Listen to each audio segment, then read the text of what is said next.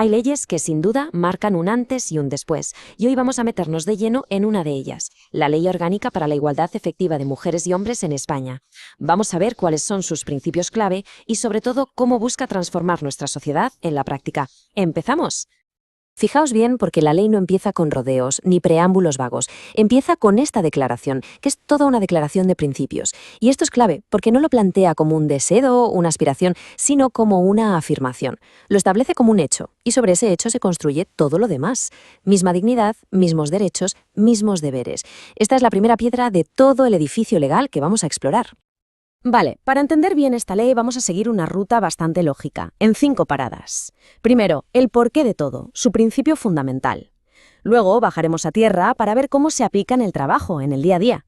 Después le pondremos nombre a los problemas, qué es exactamente la discriminación y qué es el acoso. Y para terminar, veremos qué herramientas existen para que la ley no se quede en el papel.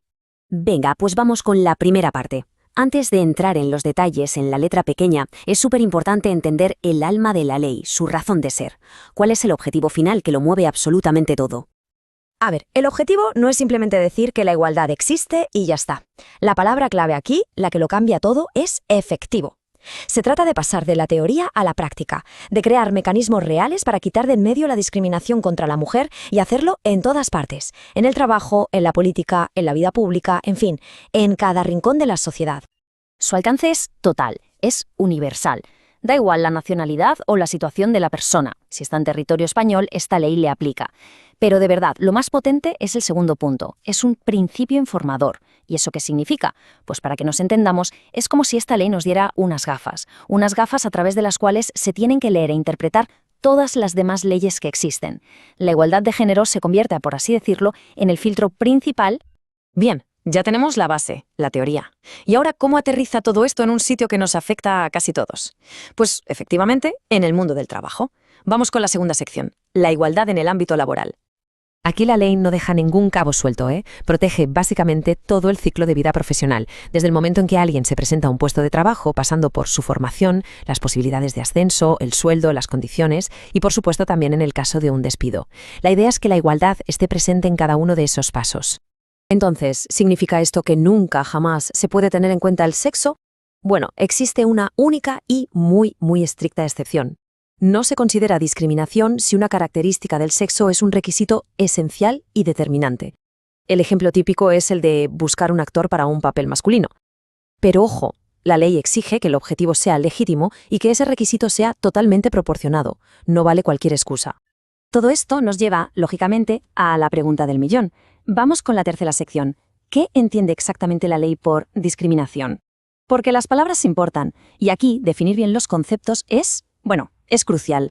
La ley, que es bastante inteligente en esto, distingue 2 tipos de discriminación. Y lo hace porque no toda es obvia, no toda salta a la vista. Así que vamos a ver esa diferencia fundamental entre la directa y la indirecta. La diferencia es básica, pero muy importante. La discriminación directa es la evidente, tratar a alguien peor por su sexo sin más. La indirecta es mucho más sutil, más tramposa. Es una norma o una práctica que en apariencia es neutral, parece igual para todos, pero que en la realidad acaba perjudicando más a un sexo que a otro. O sea, es la diferencia entre un acto intencionado y un resultado desigual, que aunque no sea buscado, es igual de ilegal. Y en este punto, la ley es tajante, inflexible. Cualquier trato desfavorable a una mujer por estar embarazada o por su maternidad no admite debate, no hay justificación que valga. Se considera, por definición, discriminación directa. Es una línea roja que no se puede cruzar. Bien, pues ahora pasamos a un concepto que está muy relacionado con la discriminación, pero que la ley define por separado: el acoso. En esta cuarta sección vamos a ver dónde pone la ley esa línea que bajo ningún concepto se puede cruzar. Aquí la ley también distingue 2 tipos. Por un lado, el acoso sexual, que es el que tiene una connotación sexual clara, explícita. Y por otro, el acoso por razón de sexo, que es cualquier otro comportamiento hostil que se produce por el simple hecho del sexo de una persona. Pero la clave, y esto es súper importante, no está en la intención de quien acosa, sino en el resultado. Si ese comportamiento atenta contra la dignidad y crea un entorno intimidatorio, es acoso. Y esto es fundamental para entender la gravedad del asunto. La ley no considera el acoso como una simple mala conducta o algo de mal gusto. No, lo clasifica siempre como una forma de discriminación y por lo tanto es ilegal. Punto. Muy bien, ya hemos definido los problemas. Pero claro, una ley sin mecanismos para poder aplicarla, pues es papel mojado. Así que en esta última sección vamos a abrir la caja de herramientas que nos da la propia ley para que se haga justicia. Las consecuencias de discriminar son serias, no son ninguna broma. Lo primero, cualquier acto o incluso una cláusula de un contrato que sea discriminatoria es nula. Es como si nunca hubiera existido. Segundo, generar responsabilidad, lo que lleva a indemnizaciones para reparar el daño a la víctima. Y tercero, puede implicar sanciones, multas pensadas para disuadir, para que no vuelva a ocurrir. Pero la ley no solo reacciona ante lo malo, también es proactiva, busca construir. Y para eso introduce un concepto muy interesante, las acciones positivas. ¿Qué son? Pues son medidas concretas y temporales que se pueden tomar para corregir una situación clara, evidente, de desigualdad. La lógica de estas acciones es muy clara. Son 3 pasos. Primero, se detecta una desigualdad de hecho, una desventaja real que se puede ver. Segundo, se actúa con medidas concretas y proporcionadas para arreglarlo. Y tercero, y esto es fundamental, estas medidas son temporales. Son como unas muletas que se quitan en cuanto se recupera el equilibrio y la igualdad. Y llegamos a una de las herramientas legales más potentes y que a veces genera más debate, la carga de la prueba. En la mayoría de los juicios, quien acusa tiene que probarlo todo. Pues bien, en los casos de discriminación, las reglas del juego cambian. El cambio es este. La persona que demanda no tiene que llegar con una prueba irrefutable, sino que le basta con aportar indicios fundados, como pistas razonables de que ha habido discriminación. Una vez que presenta esos indicios, ¡pum!, la carga de la prueba se invierte. Es la parte demandada la que tiene que demostrar que sus acciones no fueron discriminatorias o que estaban perfectamente justificadas.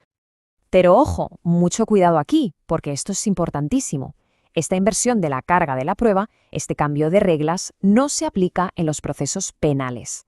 En el ámbito penal, la presunción de inocencia se mantiene intacta y es siempre la acusación la que tiene que probar la culpabilidad más allá de toda duda razonable. Es una distinción vital. Como hemos visto, esta ley es mucho más que un simple texto. Es una hoja de ruta, con herramientas muy claras para pasar de una igualdad teórica a una igualdad efectiva. Y eso nos deja con una reflexión final. Más allá de los juzgados y de los contratos, cómo un marco legal tan firme y detallado acaba moldeando poco a poco la cultura y las interacciones de nuestro día a día. Porque seguramente ahí, en ese cambio cultural, reside el verdadero poder transformador de la ley.